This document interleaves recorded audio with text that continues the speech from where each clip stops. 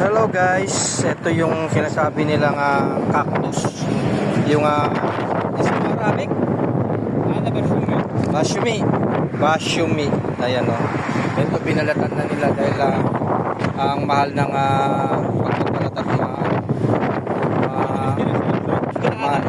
matinik. So ayan guys, kakain tayo ng cactus. Ito yung sinasabi ko sa yung bashumi na cactus. Assalamualaikum, kain po tayo. Ayan o. Ito yung tinatawag nilang prickly pears cactus. Dito sa Middle East, meron itong mga nakatanim sa disyerto, sa kabundukan.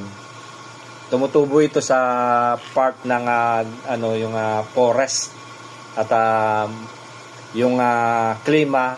May katamtaman lamig at may init. Katulad dun sa Albaha, napakarami nito nung mga nakaraang taon na inilagi ko doon.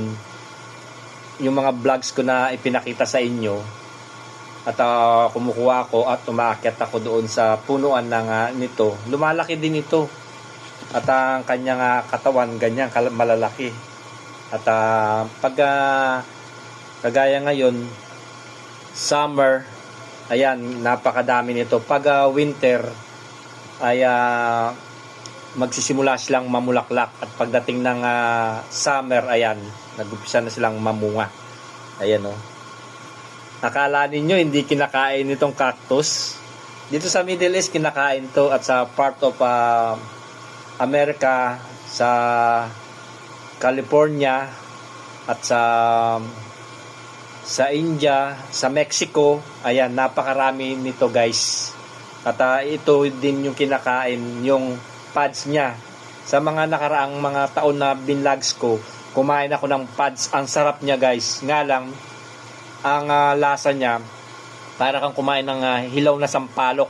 At ang texture niya, at malapot-lapot na para kang kumain ng okra. Ganun. Masarap siya guys, maasim-asim na para kang kumain ng hilaw na sampalok, ganun. Sinawsaw ko sa toyo. Ang sarap. At gumawa din ako ng vlog ko doon sa ito yung prickly pears cactus, yung ginawa ko siyang lumpia. Yung kasi walang beans. Hiniwa-hiwa ko siyang maliliit tapos linagay ko sa lumpiang sariwa. 'Di ba? Meron siyang yung lumpiang sariwa, yung sariwa ba 'di ba? Meron siyang beans, meron siyang togi, meron siyang repolyo, carrots, at ang pinaka-beans ko yung pads, yung prickly pears